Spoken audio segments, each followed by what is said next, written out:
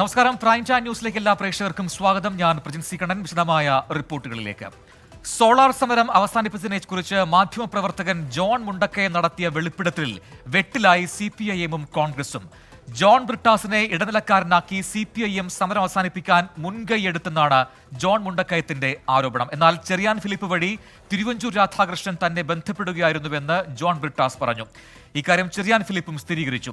ചർച്ചയുടെ വിശദാംശങ്ങൾ വെളിപ്പെടുത്താൻ ഇല്ലെന്നാണ് തിരുവഞ്ചൂർ രാധാകൃഷ്ണന്റെ നിലപാട്. സമകാലിക മലയാളം വാരികയിലെ സോളാർ ഇരുണ്ടപ്പോൾ എന്ന ലേഖനത്തിലാണ് ജോൺ മുണ്ടക്കയത്തിന്റെ വെളിപ്പെടുത്തൽ. സോളാർ സമരം ഒത്തുതീർപ്പാക്കാൻ ജോൺ ബ്രിട്ടാസ് തന്നെ ഫോണിൽ വിളിച്ചു. CPIM നേതാക്കളുടെ നിർദ്ദേശപ്രകാരമായിരുന്നു ഫോൺ വിളിച്ചത്. ജുഡീഷ്യൽ അന്വേഷണം വാർത്താസമ്മേളനത്തിലൂടെ പ്രഖ്യാപിച്ചാൽ സമരം അവസാനിപ്പിക്കാമെന്നായിരുന്നു പറഞ്ഞത്. താൻ ഇക്കാര്യം അന്നത്തെ മുഖ്യമന്ത്രിയായിരുന്ന ഉമ്മൻചാണ്ടിയെ വിളിച്ചു പറഞ്ഞു.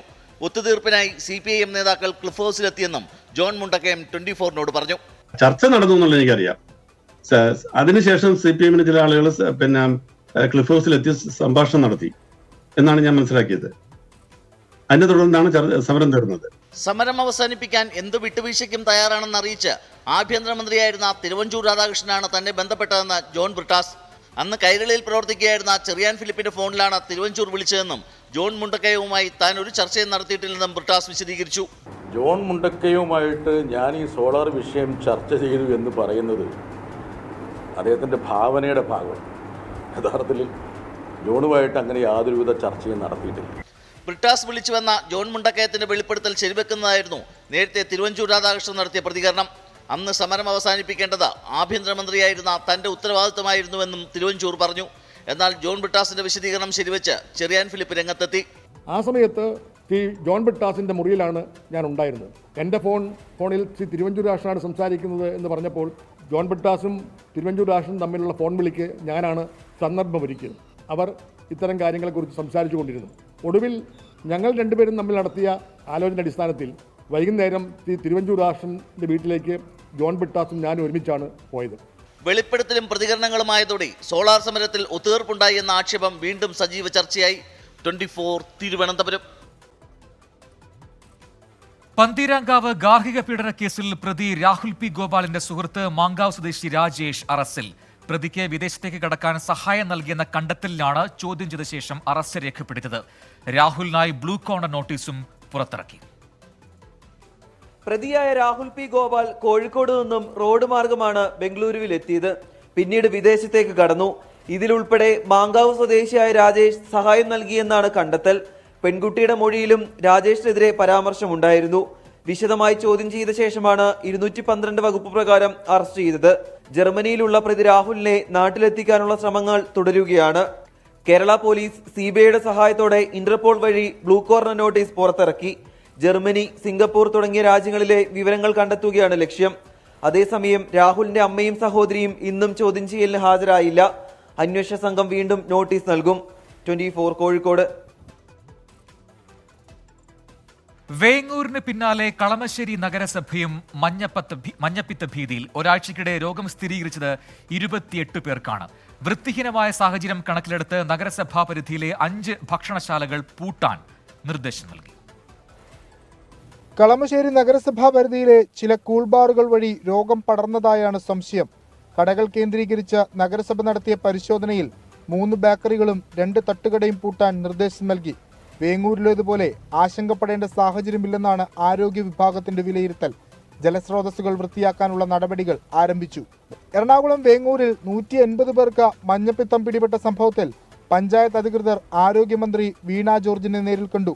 നിലവിൽ പഞ്ചായത്തിലെ സാഹചര്യം നിയന്ത്രണ വിധേയമാണെന്നറിയിച്ചു. രോഗബാധിതർക്ക് സർക്കാർ ധനസഹായം ഉറപ്പാക്കുമെന്നാണ് വിവരം. 24 കൊച്ചി. അമീബിക് മസ്തിഷ്ക ജ്വരം ബാധിച്ച മലപ്പുറം സ്വദേശിയായ 5 വയസ്സുകാരിയുടെ ആരോഗ്യനിലയിൽ പുരോഗതിയില്ല. അതീവ ഗുരുതരാവസ്ഥയിൽ കോഴിക്കോട് മെഡിക്കൽ കോളേജിലെ വെന്റിലേറ്ററിൽ തുടരുകയാണ് കുട്ടി. മെഡിക്കൽ ബോർഡ് സ്ഥിതി വിലയിരുത്തുന്നുണ്ടെന്ന് ആരോഗ്യമന്ത്രി വീണ ജോർജ് വ്യക്തമാക്കി. വിദഗ്ധരടങ്ങുന്ന 6-അംഗ മെഡിക്കൽ ബോർഡാണ് കുട്ടിയെ പരിചരിക്കുന്നത്. 5 ഇനം മരുന്നുകളുടെ മിശ്രിതമാണ് നൽകുന്നത്. പക്ഷെ ഇതിനോട് പ്രതികരിക്കുന്നില്ല. രോഗത്തിന് ഗുണപ്രദമാകുമെന്ന് കരുതുന്ന മരുന്ന് വിദേശത്ത് നിന്നെത്തിക്കാൻ ശ്രമം തുടരുന്നുവെന്നാണ് ആരോഗ്യവകുപ്പിന്റെ വിശദീകരണം. കുട്ടിക്കൊപ്പം കടലുണ്ടി പുഴയിൽ കുളിച്ച മറ്റു 4 പേർക്കും രോഗമില്ലെന്ന് സ്ഥിരീകരിച്ചത് ആശ്വാസകരമാണ്.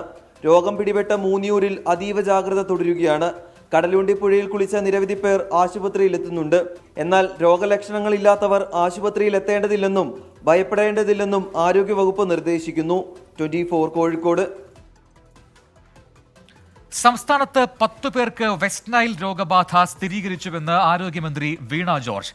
മരണം റിപ്പോർട്ട് ചെയ്തിട്ടില്ല. 12 ഇടങ്ങളിൽ മഞ്ഞപ്പിത്ത വ്യാപനമുണ്ട്. എലിപ്പനി, ഡെങ്കിപ്പനി തുടങ്ങിയ പകർച്ചവ്യാധികൾക്കെതിരെയും ജാഗ്രത പാലിക്കണം. നാളെയും മറ്റന്നാളുമായി സംസ്ഥാന വ്യാപക ശുചീകരണ പ്രവർത്തനം നടത്തുമെന്നും വീണ ജോർജ് പറഞ്ഞു. വെസ്റ്റ് നൈലില് നമുക്ക് 10 കേസസ് ആണ് കൺഫേം ചെയ്തിട്ടുള്ള കേസസ് 10 കേസസ് ആണ്. അതിൽ ഡെത്ത് ഒന്നും തന്നെ വെസ്റ്റ് നൈൽ മൂലമാണെന്നുള്ളത് കൺഫേം ചെയ്തിട്ടില്ല. അതോടൊപ്പം വളരെ പ്രധാനപ്പെട്ട കാര്യം മഞ്ഞപ്പിത്തവുമായിട്ട് ബന്ധപ്പെട്ടിട്ടുള്ളതാണ്. ഇപ്പൊ സംസ്ഥാനത്ത് 12 ഇടങ്ങളിലാണ് ഔട്ട്ബ്രേക്ക് ഉള്ളത്. ഏറ്റവും പ്രധാനപ്പെട്ട കാര്യം ശുചിത്വമാണ്, വ്യക്തി ശുചിത്വം. അതോടൊപ്പം തന്നെ വീടുകളും പരിസരവും വൃത്തിയായി സൂക്ഷിക്കുക എന്നുള്ളത് വളരെ പ്രധാനപ്പെട്ട കാര്യമാണ്. അപ്പോൾ ഈ 18ഉം 19ഉം നാളെയും മറ്റന്നാളും ശുചീകരണ പ്രവർത്തനങ്ങൾ വളരെ കൃത്യമായി നടപ്പിലാക്കണം എന്നുള്ളത് നിർദ്ദേശം നൽകിയിട്ടുണ്ട്.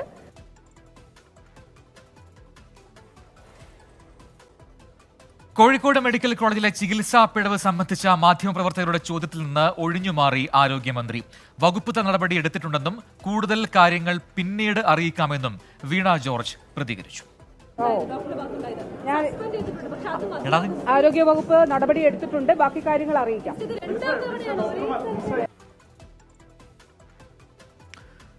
സംസ്ഥാനത്ത് മഴ കനക്കുമെന്ന് കേന്ദ്ര കാലാവസ്ഥാ വകുപ്പിന്റെ മുന്നറിയിപ്പ്. ആലപ്പുഴ, തൃശൂർ ഒഴികെയുള്ള മുഴുവൻ ജില്ലകളിലും ഇന്ന് മഴ മുന്നറിയിപ്പുണ്ട്. അതിശക്തമായ മഴയ്ക്ക് സാധ്യതയുള്ളതിനാൽ മലപ്പുറം, വയനാട് ജില്ലകളിൽ ഓറഞ്ച് അലർട്ട് പ്രഖ്യാപിച്ചു. പാലക്കാട്ടും മലപ്പുറത്തും നാളെ ഓറഞ്ച് അലർട്ടുണ്ട്. തിങ്കളും ചൊവ്വയും സംസ്ഥാനത്ത് അതിതീവ്രമായ മഴയ്ക്കാണ് സാധ്യത. തിങ്കളും ചൊവ്വയും തിരുവനന്തപുരം മുതൽ ഇടുക്കി വരെയുള്ള 7 ജില്ലകളിൽ ഓറഞ്ച് മുന്നറിയിപ്പ് നൽകിയിട്ടുണ്ട്. മലയോര മേഖലകളിൽ മഴ കനത്തേക്കും. മഴയ്ക്കൊപ്പം ഇടിമിന്നലിനും കാറ്റിനും സാധ്യതയുണ്ട്. ശക്തമായ കാറ്റിനും മോശം കാലാവസ്ഥയ്ക്കും സാധ്യതയുള്ളതിനാൽ ഇനിയൊരു അറിയിപ്പ് ഉണ്ടാകുന്നതുവരെ കേരള തീരത്തു നിന്നും കടലിൽ പോകരുതെന്ന് നിർദ്ദേശം നൽകിയിട്ടുണ്ട്. മത്സ്യത്തൊഴിലാളികൾ മുന്നറിയിപ്പ് കർശനമായി പാലിക്കണമെന്ന് ദുരന്ത നിവാരണ അതോറിറ്റി വ്യക്തമാക്കി. കോട്ടയം ജില്ലയുടെ കിഴക്കൻ മേഖലയിൽ കനത്ത മഴ. തീക്കോയി, മൂന്നിലവ് പഞ്ചായത്തുകളിലാണ് ശക്തമായി മഴ പെയ്യുന്നത്. മീനച്ചിലാറിന്റെ തീക്കോയി മേഖലയിൽ ജലനിരപ്പ് ഉയർന്നു. ഉച്ചയ്ക്ക് ശേഷം ശക്തമായ മഴയാണ് കിഴക്കൻ മേഖലയിൽ പെയ്യുന്നത്. 1 മണിക്കൂറിലധികം മഴ നീണ്ടുനിന്നതോടെ ജലാശയങ്ങളും നിറഞ്ഞു. മൂന്നിലവിൽ മലവെള്ളപ്പാച്ചിലുണ്ടായെന്നാണ് റിപ്പോർട്ട്. മീനച്ചിലാറ്റിൽ ജലനിരപ്പ് ഉയർന്നിട്ടുണ്ട്. കൂടാതെ തീക്കോയി, തലനാട് മേഖലകളിലും മഴ ശക്തമായി പെയ്യുന്നുണ്ട്. മഴയ്ക്കും കാറ്റിനുമൊപ്പം ഇടിമിന്നലും റിപ്പോർട്ട് ചെയ്തു. പാലാ, ഭരണങ്ങാനം, കിടങ്ങൂർ മേഖലകളിലും മഴ തുടരുകയാണ്. തീക്കോയിലെ പ്രധാന വിനോദസഞ്ചാര കേന്ദ്രമായ മാർമല അരുവിയിൽ വെള്ളച്ചാട്ടം ശക്തമായിട്ടുണ്ട്. കഴിഞ്ഞ ഒരാഴ്ചയായി കിഴക്കൻ മേഖലയിൽ മഴ ശക്തമായി പെയ്യുന്നുണ്ട്. 24 കോട്ടയം. തമിഴ്നാട് തെങ്കാശിയിലെ പഴയ കുറ്റാലം വെള്ളച്ചാട്ടത്തിൽ കാണാതായ യുവാവ് മരിച്ചു. തിരുനെൽവേലി സ്വദേശി അശ്വിനാണ് മരിച്ചത്. പെട്ടെന്നുണ്ടായ മലവെള്ളപ്പാച്ചിലാണ് അശ്വിനെ കാണാതായത്. ഇന്ന് വൈകിട്ട് 3 മണിയോടെയായിരുന്നു അപകടം.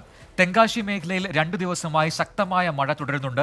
വനമേഖലയിലും മലകളിലും പെയ്ത ശക്തമായ മഴയാണ് വെള്ളപ്പൊക്കത്തിന് കാരണമായത്. കുട്ടികൾ ഉൾപ്പെടെ ധാരാളം ആളുകൾ വെള്ളച്ചാട്ടത്തിൽ കുളിച്ചുകൊണ്ടിരിക്കുകയായിരുന്നു ഈ അപകടം. സഞ്ചാരികൾ വേഗത്തിൽ ഓടി മാറുകയായിരുന്നു. ഇതിനിടെയാണ് അശ്വിൻ ഒഴുക്കിൽപ്പെട്ടത്. രാഹുൽ ഗാന്ധിക്ക് വോട്ട് തേടി റായ്ബറേലിയിൽ പ്രചാരണത്തിനിറങ്ങി സോണിയാഗാന്ധി.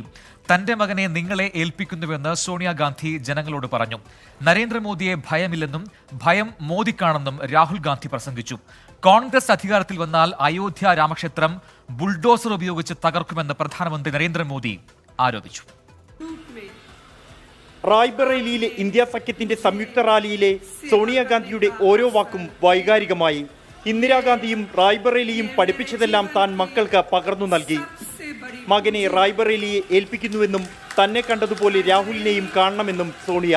റായ്ബറേലി मेरा परिवार है, वैसे अमेठी भी मेरा घर है.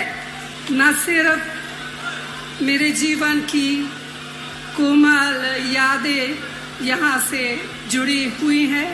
ഇഡി ചോദ്യം ചെയ്യലും ലോക്സഭാംഗത്വം റദ്ദാക്കിയതുമടക്കം മറ്റു വേദികളിൽ പറയാത്തത് പലതും രാഹുൽ റായ്ബറേലിയിൽ പറഞ്ഞു. മോദിയെ ഭയമില്ലെന്നും ഭയപ്പെടുന്നത് മോദിയെന്നും രാഹുൽ.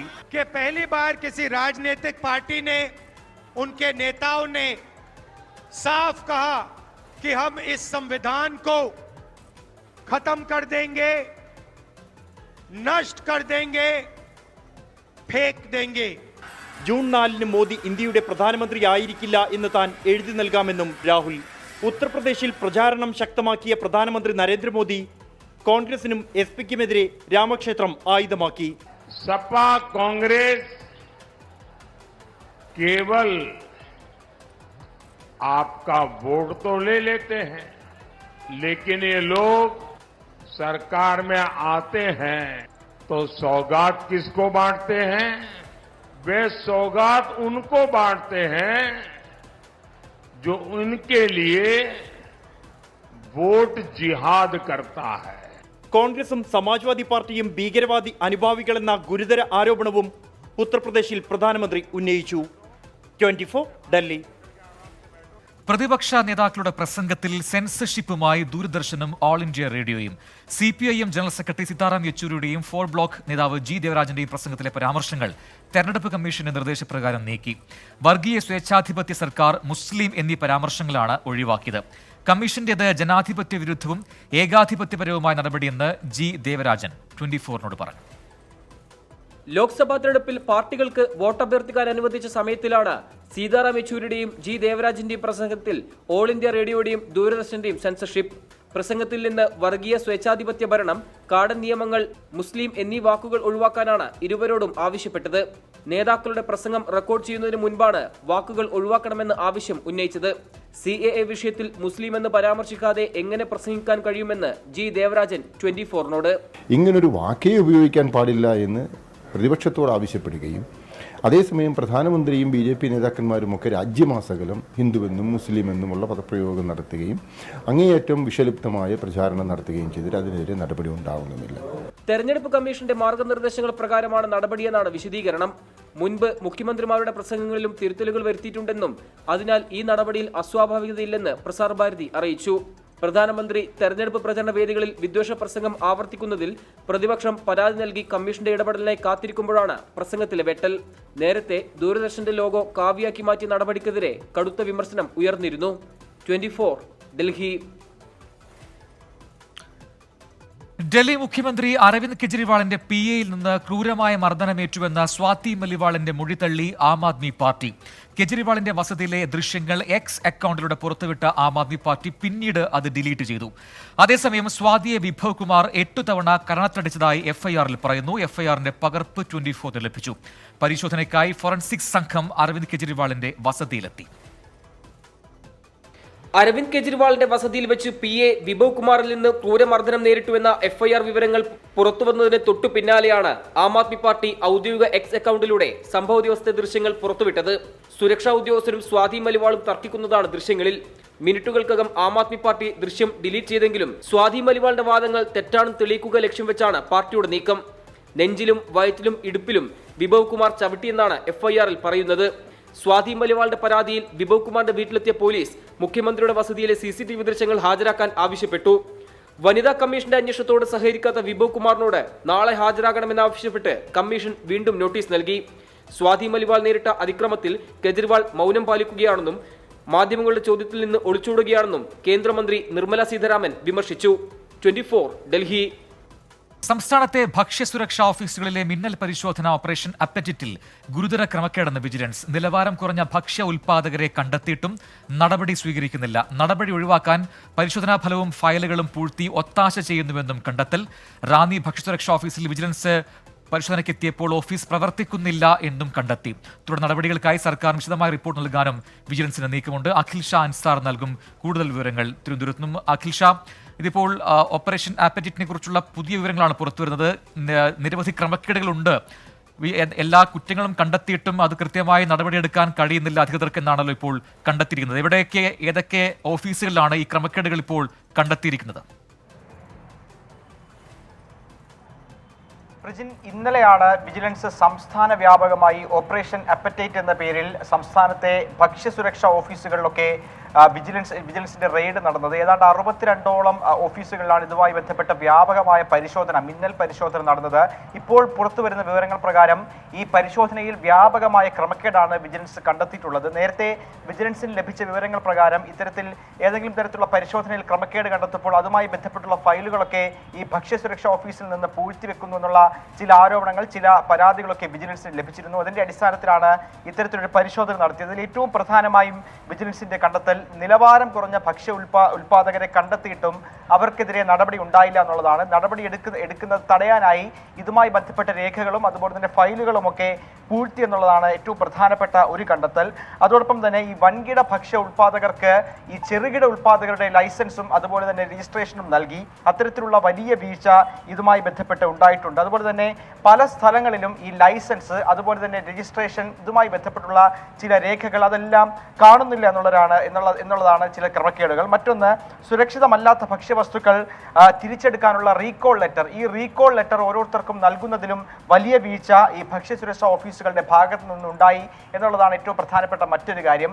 മറ്റൊരു ഗുരുതരമായ ഒരു ആരോപണം അല്ലെങ്കിൽ ഗുരുതരമായ കണ്ടെത്തൽ ഇതുമായി ബന്ധപ്പെട്ട് പറയുന്നത് റാന്നി ഭക്ഷ്യസുരക്ഷാ ഓഫീസിൽ വിജിലൻസ് പരിശോധനയ്ക്ക് എത്തിയപ്പോൾ ആ ഓഫീസ് പ്രവർത്തിക്കുന്നില്ല എന്നുള്ളതാണ് ഏറ്റവും പ്രധാനമായും ഇന്നലെ കണ്ടെത്തിയ മറ്റൊരു കാര്യം. എന്തായാലും ഈ വിഷയങ്ങളൊക്കെ വെച്ചുകൊണ്ട് തന്നെ സംസ്ഥാന സർക്കാരിന് ഉടൻ തന്നെ വിജിലൻസ് ഒരു റിപ്പോർട്ട് നൽകും. ആ റിപ്പോർട്ടിന് ശേഷമായിരിക്കും ഏതെങ്കിലും തരത്തിലുള്ള നടപടികളിലേക്ക് സർക്കാർ കടക്കുക. പ്രജിൻ, അഖിൽ ഷാൻ സാറാണ് വിശദാംശങ്ങൾ നൽകിയത്. ഇപ്പോൾ ലഭിക്കുന്ന മറ്റൊരു പ്രധാനപ്പെട്ട വാർത്ത, പന്തീരങ്കാവ് ഗാർഹിക പീഡന കേസിൽ പ്രതി രാഹുലിന്റെ സഹായി രാജേഷിന് ജാമ്യം ലഭിച്ചിരിക്കുന്നു. കോഴിക്കോട് ഫസ്റ്റ് ക്ലാസ് മാജിസ്ട്രേറ്റ് കോടതിയാണ് ജാമ്യം അനുവദിച്ചത്. ഇനി ഇപ്പോഴത്തെ കാലാവസ്ഥ സമർപ്പിക്കുന്നത് Berger paints 100 years of trust.